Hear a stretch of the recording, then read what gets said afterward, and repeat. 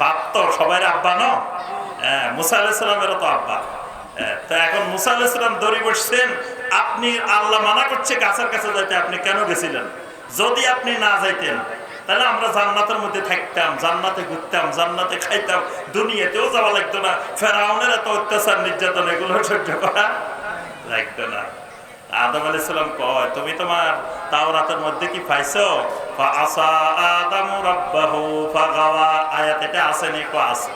তা আয়াত এটা আল্লাহ পাক কখন লিখছে? আপনারেও বানাইবার 50,000 বছর আগে লিখছে।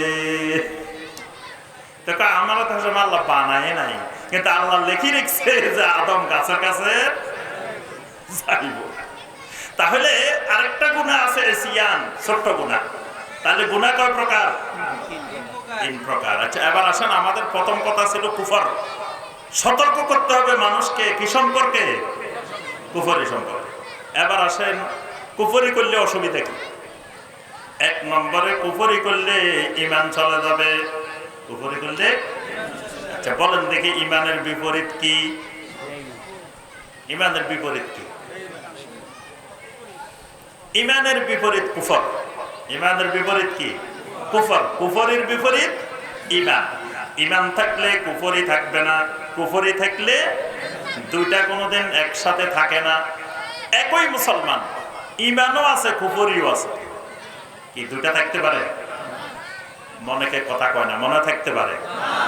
দুইটা কোনোদিন একসাথে থাকতে হয় ঈমান থাকবো, কুফরি থাকবে না, অথবা কুফরি থাকবো, ঈমান থাকবে না। দুইটা কোনোদিন একসাথে থাকবে না, একটা আরেকটার বিপরীত। আচ্ছা, এখন ধরেন রাতও আছে দিনও আছে এই দাগন দুনিয়াতে, এটা কোনোদিন দেখছেন যে একসাথে রাতও আছে দিনও আছে? এটা কোনোদিন হয় না। রাত থাকলে দিন থাকবে না, দিন থাকলে রাত থাকবে না, কারণ এটা একটা আরেকটার কি বিপরীত। ঈমান আর কুফরও একটা আরেকটার বিপরীত।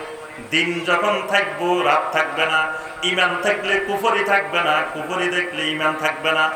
ঈমান হলো নূর, কুফরি হলো জুলুমাত, কুফরি হলো অন্ধকার, কুফরি হলো রাত, ঈমান হলো দিন। তো এই দুটা কোনোদিন একসাথে থাকতে, তাহলে কুফরি করলে 1 নম্বরে তার ঈমান চলে যাবে। একটা কুফরি করলে ঈমান শেষ। কুফরি করলে জাহান্নামের মধ্যে স্থায়ী জাহান্নামী হবে।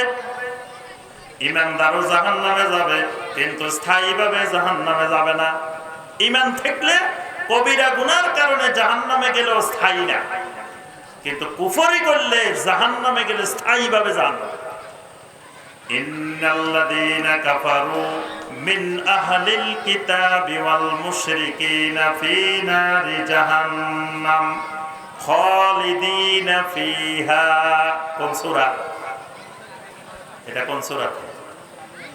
জি, সূরা আল বাইয়িনা। সূরা আল বাইয়িনা, এটা তো সবসময় ইমাম সাহেবরা তেলাওয়াত করে, আপনাদের তো মুখস্থ হয়ে যাওয়ার কথা। এখানে আল্লাহ পাক বলছেন ইন্নাল্লাযীনা কাফারু, যারা কুফরি করবে এরা ফি নারে জাহান্নাম খালিদিনা ফিহা, মানে স্থায়ীভাবে জাহান্নামে যাবে। কুফরি করলে জীবনে যত নেকামল করছি সমস্ত নেকামল নষ্ট হয়ে যাবে, সব বাতিল হয়ে যাবে। সূরা আল মায়েদার 5 নম্বর আয়াতে কারিমা, ওয়া মান ইয়াকফুর বিল ঈমানি ফাকাদ হাবিতা আমালুহু, যে ব্যক্তি ঈমান আনার পরে কুফরি করবে তার সমস্ত আমল নষ্ট হয়ে যাবে। কুফরির আরো ভয়ঙ্কর ভয়ঙ্কর ক্ষতিকর দিক আছে। এখন কুফরির গুনাহগুলো চিনা লাগবে না? আচ্ছা, কুফরির অনেক গুনাহ আছে। একটা অন্যতম কুফরির গুনাহ হলো জাদু। জাদু করা। জাদু করা কি কুফরি? জাদু করা চিনেন তো? জাদু বুঝেন তো? সবাই বুঝেন মোটামুটি, এটা গ্রামের মানুষ বেশি বুঝে। এই কিছু হইতে না হইতে জাদু করে কয় যে এই কথা শুনে না, এর জন্য যাই জাদু করে দিছে, যাতে তার কথা শুনে, যাতে তার অনুগত হয়ে যায়, যাতে তার অবাধ্য না হয়। বিভিন্ন কারণে দেখা যায় জাদু করে। এই জাদু করাটা কুফরি।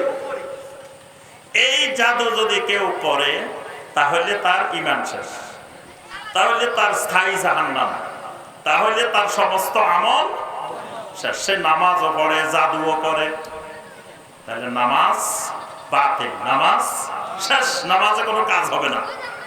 এইভাবে যত আমল করবে কোনো আমল তার কাজে আসবে না।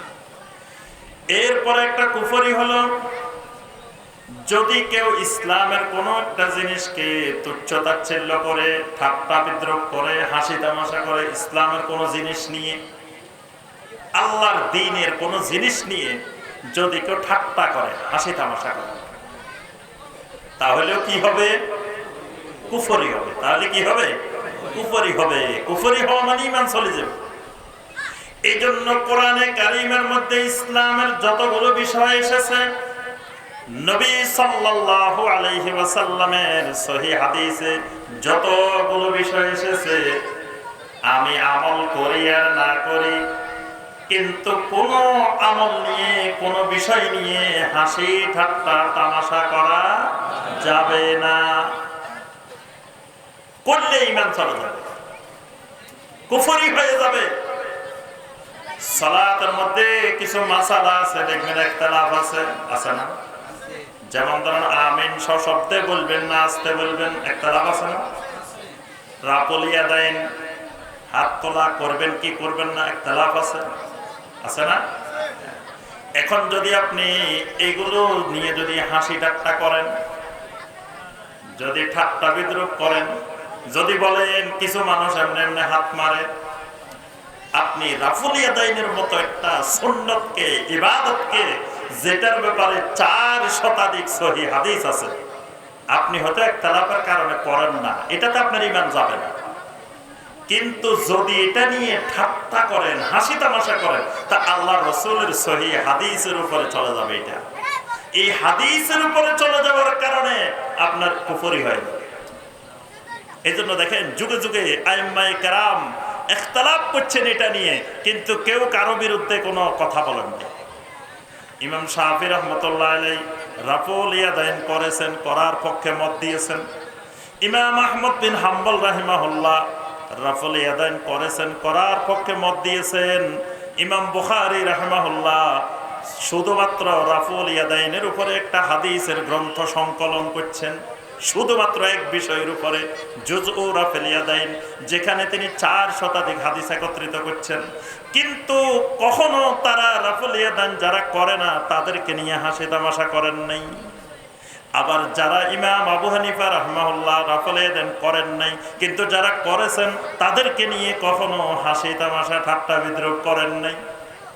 কারণ এগুলো হাসি তামাশা করার, ঠাট্টা বিদ্রূপ করার বিষয় নয়, কারণ এগুলো হাদিসে এসেছে। হয়তো হাদিসে আসার পরেও বিভিন্ন কারণে এগুলো নিয়ে ইমামদের মধ্যে ইখতিলাফ হয়েছে, কিন্তু ইখতিলাফ হইতে পারে, ইখতিলাফের কারণে আমি হয়তো করতেও পারি, নাও করতে পারি, এতে আমার ঈমান যাবে না, কুফরি হবে না। কিন্তু যদি এগুলো নিয়ে আমি ঠাট্টা বিদ্রূপ করি, হাসি তামাশা করি, এগুলোর বিরুদ্ধে লেগে থাকি, তাহলে কিন্তু এটা কুফরি, কারণ আমি রাসূলের হাদিসের বিরুদ্ধে লেগে আছি। এই জন্য আল্লাহর দ্বীনের কোনো জিনিস নিয়ে যদি আপনি দাড়ি নিয়ে ঠাট্টা বিদ্রূপ করেন, হাসি তামাশা করেন, বোরকা নিয়ে হাসি তামাশা করেন, ঠাট্টা বিদ্রূপ করেন, ইসলামের এই জাতীয় যে কোনো একটা ছোট বিষয়, বড় বিষয়, যে কোনো বিষয় নিয়ে যদি ঠাট্টা বিদ্রূপ করেন, এটা কি হবে? কুফরি হবে। আল্লাহ রাসূল সাল্লাল্লাহু আলাইহি ওয়াসাল্লামের কোনো একটা সুন্নতকে যদি আপনি অপছন্দ করেন, তাও ঈমান চলে যাবে, এটাও কুফর। সুন্নতকে অপছন্দ করা যাবে না। রাসূলের সমস্ত সুন্নতকে মহব্বত করা, ভালোবাসা, নবী সাল্লাল্লাহু আলাইহি সাল্লামকে ভালোবাসার নামান্তর। মানে রাসূলের সুন্নতকে ভালোবাসা মানে রাসূলকে ভালোবাসা। রাসূলের কোন সুন্নত নিয়ে আপনি অপছন্দ করা যাবে না। ধরেন মেসওয়াক, মেসওয়াক আল্লাহ রাসূলের কি সুন্নত, এখন আপনি যদি মেসওয়াক অপছন্দ করেন, ঈমান চলে যাবে। এরকম যে কোনো সুন্নত নবী সাল্লাল্লাহু আলাইহি সাল্লামের যদি এগুলো নিয়ে আমি অপছন্দ করি, তাহলে কুফরি হবে। এইরকম কুফরির অসংখ্য গুনাহ আছে। তাহলে এই কুফরি যখন সমাজে হবে, তখন আমার আপনার উপরে ফরজ হলো সমাজের মানুষগুলোকে কুফরির ব্যাপারে কি করা? সতর্ক করা। 2 নম্বরে সতর্ক করতে হবে শিরিকের ব্যাপারে। সমাজের মানুষ যখন শিরিক করবে, ওই শিরিক সম্পর্কে সতর্ক করা আমার আপনার উপরে ফরজ। আল্লাহ রাসূল সাল্লাল্লাহু আলাইহি ওয়াসাল্লাম বলেন, মান রাআ মিনকুম মুনকারান ফালিয়ুগাইয়িরহু বিয়াদিহি, যদি তুমি সমাজের মধ্যে তোমার চোখে তুমি দেখো কোনো মুনকার হইতেছে, মুনকার, তখন তুমি সেটা হাত দিয়ে শক্তি দিয়ে বাধা দাও, শক্তি দিয়ে না পারলে জবান দিয়ে, জবান দিয়ে না পারলে তোমার অন্তরে পরিকল্পনা করো কিভাবে সেটা দূর করা যায়। তাহলে এই যে মুনকার, মুনকারটা কি? আল্লাহর জমিনের যত মুনকার কাজ আছে, 1 নম্বর মুনকার কাজ হলো শিরিক। 1 নম্বর সবচেয়ে বড় খারাপ, বড় নিকৃষ্ট, বড় জঘন্য কাজ জমিনে আল্লাহর সাথে শিরিক করা। আমাদের শায়েখ কিছুক্ষণ আগে আলোচনা করছেন, আমার আগে, লোকমান আলাইহিস সালামের ওয়াজ আপনাদেরকে আয়াত তেলাওয়াত করে শুনেছেন না? সেই আয়াতের মধ্যে লোকমান আলাইহিস সালাম তার সন্তানকে প্রথম যে নসিহত, প্রথম যে ওয়াজ করছেন সেটা হলো ইয়া বুনাইয়া লা তুশরিক বিল্লাহ ইন্নাশ শিরকা লাযুলমুন আযীম। বাবারে খবরদার, আল্লাহর সাথে কোনোদিন শরীক করিও না, শিরিক করা যাবে না, কারণ শিরিক হলো সবচাইতে বড় জুলুম, জুলমে আযীম, মহান জুলুম এটা। এই জুলুম করলে, এই শিরিক করলে প্রথম নম্বরে ঈমান ভেঙে যায়, 2 নম্বরে এই শিরিক করলে, এই শিরিক থেকে ফিরে না এসে তওবা না করে মারা গেলে আল্লাহ পাক কিয়ামতের ময়দানে ইচ্ছা করলে সব গুনাহ ক্ষমা করে দিতে পারেন, কিন্তু শিরিকের গুনাহ আল্লাহ পাক ক্ষমা করবেন না। সহিহ মুসলিমের হাদিসে কুদসি আল্লাহ পাক বলছেন, মান লাকিয়ানি বিকুরাবিল আরদি খাতিয়াতান লা ইউশরিকু বি শাইআ লাকিতুহু বিমিসলিহা মাগফিরা। যদি কোনো আমার বান্দা বান্দি পাহাড় পর্বত সমান যদি গুনাহ নিয়ে আমি আল্লাহর কাছে হাজির হয়ে যায়, লা ইউশরিকু বি শাইআ, জীবনে কোনোদিন আমি আল্লাহর সাথে একবারও শিরিক করে নাই, লাকিতুহু বিমিসলিহা মাগফিরা, যেই পরিমাণ গুনাহ নিয়ে বান্দা হাজির হবে, যেই পরিমাণ গুনাহ নিয়ে বান্দি হাজির হবে, আমি আল্লাহ রাব্বুল আলামিন ওই পরিমাণ মাগফিরাত নিয়ে আমার বান্দা বান্দির সাথে মোলাকাত করব। সুবহানাল্লাহ। যত বড় গুনাহ হোক আল্লাহ চাইলে ক্ষমা করে দিবেন, কিন্তু ইন্নাল্লাহা লা ইয়াগফিরু আন ইউশরাকা বিহি, শিরিকের গুনাহ আল্লাহ পাক ক্ষমা করবেন না। শিরিক করলে সমস্ত আমল বরবাদ হয়ে যায়, আল্লাহর জান্নাত আল্লাহ হারাম করে দেন, জাহান্নাম তার ঠিকানা হয়ে যায়। তাহলে সমাজে যখন শিরিক চলতে থাকবে তখন আমার আপনার দায়িত্ব কি? শিরিক সম্পর্কে সতর্ক করতে হবে, চুপ করে বসে থাকার সুযোগ নাই। আপনাকে যতজন যত কথাই বলুক, আপনার শিরিকের বিরুদ্ধে সংগ্রাম অব্যাহত রাখা ফরজ। শিরিকের বিরুদ্ধে সংগ্রাম সবচাইতে বড় জিহাদ, কারণ জিহাদ করতে হয় শিরকের বিরুদ্ধে, কুফরের বিরুদ্ধে জিহাদ করা ফরজ। জিহাদুল কুফফার ওয়াল মুনাফিকিন, আল্লাহ পাক বলেন ইয়া আইয়ুহান নাবিয়্যু জাহিদিল কুফফার ওয়াল মুনাফিকিন ওয়াগলুজ আলাইহিম। কুফফার এবং মুনাফিকদের বিরুদ্ধে জিহাদ করতে বলছেন। তো কুফফারের বিরুদ্ধে মানে কুফরের বিরুদ্ধে, শিরকের বিরুদ্ধে। কুফফারের বৈশিষ্ট্য হইলে এরা কুফরি করে, শিরিক করে। এই জন্য শিরিকের ব্যাপারে চুপ থাকার সুযোগ আমার আপনার নাই। এই জন্য ইব্রাহিম আলাইহিস সালামের সংগ্রাম শিরিকের বিরুদ্ধে সংগ্রাম, নূহ আলাইহিস সালামের 950 বছরের সংগ্রাম কিসের বিরুদ্ধে? শিরিকের বিরুদ্ধে। আর যখন আপনি শিরিকের বিরুদ্ধে কথা বলবেন, আপনার বিরুদ্ধে কয়েকটা তহমত আসবে। এটা নবীওয়ালা সুন্নাত। 1 নম্বর তহমত আসবে আপনার বিরুদ্ধে, যখন আপনি শিরিকের ব্যাপারে কথা বলবেন তখন বলবে যে এই লোক অলি মানে না, অলি বিরোধী। এই লোক কি? অলি বিরোধী, অলি মানে না, অলি আউলিয়ার দুশমন। কারণ কি? এটার কারণ আছে। কারণ হলো শিরিক জমিনে যত হয়েছে এই পর্যন্ত, সেই নূহ আলাইহিস সালামের যুগ থেকে এই পর্যন্ত, এর অন্যতম একটা কারণ আল্লাহর অলি কেন্দ্রিক শিরিক জমিনে বেশি হয়। যত শিরিক হয়, শিরিকের সূচনা হয় কাদেরকে দিয়ে? আল্লাহর ওলিদেরকে দিয়ে। এই জন্য নূহ আলাইহিস সালাম যখন দাওয়াত দেওয়া শুরু করলেন, তখন নূহ আলাইহিস সালামের কওমের লোকেরা কি কয়? ওয়াকালু লা তাযারুন্না আলিহাতাকুম ওয়ালা তাযারুন্না ওয়াদ্দাম ওয়ালা সুওয়াআ ওয়ালা ইয়াগুসা ওয়া ইয়াউকা ওয়া নাসরা। খবরদার খবরদার, নূহের কথা শুনি আমাদের এত বড় বড় আল্লাহর ওলি ওয়াদ, সুয়া, ইয়াগুস, ইয়াউক, নাসার, এই সমস্ত ওলিয়া উলিয়া সারিও না। নূহের কথা শুনি ওলিয়া উলিয়া কি করিও না, সারিও না। তো নূহ কি ওলিয়া উলিয়ার বিরোধী? নূহের সাথে ওলিয়া উলিয়ার সম্পর্ক কি? নূহ আলাইহিস সালাম দাওয়াত দিচ্ছেন তাওহীদের, ওরা কয় না খবরদার নূহের কথা শুনি এই সমস্ত আমাদের বড় বড় আল্লাহর ওলি 5 জনের নাম আল্লাহ কোরআনে বলে দিয়েছেন, এদেরকে ছাড়িও না। তার অর্থ কি? মানে এরা এদেরকে কেন্দ্রিক শিরিকের সূচনা করছে, আল্লাহর ওলি কেন্দ্রিক শিরিক করতো। তো যখন নূহ আলাইহিস সালাম শিরিকের বিরুদ্ধে বলছে, তখন বলে যে খবরদার এই নূহ কিন্তু ওলি বিরোধী, ওলিয়া উলিয়ার দুশমন, ওলিয়া উলিয়া মানে না। তাহলে বোঝা গেল আপনি যখন শিরিকের বিরুদ্ধে বলবেন, আপনার বিরুদ্ধে প্রথম তহমত আসবে যে ওলিয়া উলিয়া মানে না, ওলিয়া উলিয়া বিরোধী।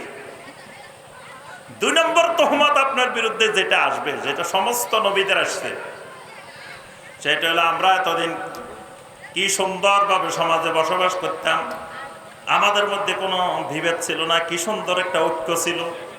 এখন এসে সহি হাদিসের কথা বলে, ইমানের কথা বলে, তাওহীদের কথা বলে, আকীদার কথা বলে আমাদের সমাজে পাটল ধরাইছে। মনে হচ্ছে শিরিক বিরোধী দাওয়াতের আগে এত কঠিন ঐক্য ছিল, সমস্ত মুসলমান ঐক্যবদ্ধ ছিল। মানে নবী সাল্লাল্লাহু আলাইহি সাল্লাম যখন তাওহীদের দাওয়া শুরু করছেন, তখন আরবের কুফফাররা মুশরিকরা কয় এতদিন আমরা কি সুন্দর ঐক্যবদ্ধ জীবন যাপন করতাম, মুহাম্মদ সাল্লাল্লাহু আলাইহি সাল্লাম এসে সমাজে একটা ফিতনা ছড়াই দিছে। তো মনে হচ্ছে মুহাম্মদ সাল্লাল্লাহু আলাইহি সাল্লাম আসার আগে মক্কার লোকেরা একজন আরেকজনের সাথে কি সুন্দর জীবন যাপন করছে। আমাদের দেশে একটা গান গায় না, আগে কি সুন্দর দিন কাটাইতাম, এই গান শুনছেন? রাস্তাঘাটে শোনা যায় যে এরকম গান, যা আগে কি সুন্দর দিন কাটাইতাম। মনে হচ্ছে আগে এই নবী সাল্লাল্লাহু আলাইহি সাল্লামের দাওয়াতের আগে মক্কার লোকেরা কি সুন্দর দিন কাটাইতো। অথচ তাদের ইতিহাস কি, তারা রাত দিন সকাল বিকাল লাঠি সোটা অস্ত্র নিয়ে মারামারি হাতাহাতি ছাড়া তাদের একটা দিন যেত না। কাউমে কাউমে দলে দলে খালি বছরকে বছর এক একটা যুদ্ধ 200 বছর 300 বছর ধরে চলতেছে। তাহলে নবী সাল্লাল্লাহু আলাইহি ওয়াসাল্লামের দাওয়াতের আগে কি তাদের মধ্যে ঐক্য ছিল? আচ্ছা, আপনি এই দাগনভূঞাতে ধরেন শিরিকের বিরুদ্ধে দাওয়াত শুরু করলেন, এখন কেউ যদি কই ফিতনা ছড়াইতেছে, তো মনে হচ্ছে ওই শিরিকের বিরুদ্ধে দাওয়াত দেওয়ার আগে দাগনভূঞার সমস্ত মুসলমান ঐক্যবদ্ধ ছিল। কি ছিল? এর আগেও তো এদের মধ্যে কেউ রেজবি, কেউ বেরলবি, কেউ দেওবন্দি, কেউ অমুক, কেউ তমুক, কত ফেরকা, কত গ্রুপ ছিল না? তাহলে আপনি শিরিকের বিরুদ্ধে দাওয়াত দিয়ে কি সমাজে বিভাজন সৃষ্টি করছেন? বরং শিরিকের বিরুদ্ধে দাওয়াত দিয়ে সবাইকে ঐক্যবদ্ধ করার প্রচেষ্টা এটা। কারণ সবাই যদি শিরিক ছাড়ি দেয়, তাহলে ঐক্য হইতে তো আর বাধা নেই। ঐক্যের বাধা তো শিরিক, ঐক্যের বাধা বেদাত। তো সবাই যদি শিরিক বিদআত ছেড়ে দেয়, তো অটোমেটিক ঐক্য হয়ে যাবে, কেউ আর ঐক্য ডাকা লাগবে না। তাহলে এটা তো ঐক্যের দাওয়াত। তাহলে এই অভিযোগগুলো নবীওয়ালা দাওয়াতের সাথে সাথে এই অভিযোগগুলো আসতে থাকে। তাহলে 2 নম্বরে মনে রাখতে হবে যে শিরিক যে সমাজে আছে, ওই সমাজের মুসলিমদেরকে সবসময় প্রতিনিয়ত শিরিকের বিরুদ্ধে মানুষকে সতর্ক করতে হবে। না হয় কিয়ামতের ময়দানে আমি আপনিও কিন্তু এটার দায় আল্লাহর কাছে জবাব দিয়ে করতে হবে। তো তোমার সমাজে শিরিক চলছিল, তুমি শিরিকের বিরুদ্ধে কথা বলো নাই কেন? 3 নম্বরে সতর্ক করতে হবে, এটা বলে আমাদের আলোচনা শেষ। 3 নম্বর যেটা সতর্ক করতে হবে সেটা হলো বেদাতের ব্যাপারে সমাজে সতর্ক করতে হবে। কিসের ব্যাপারে? কারণ একজন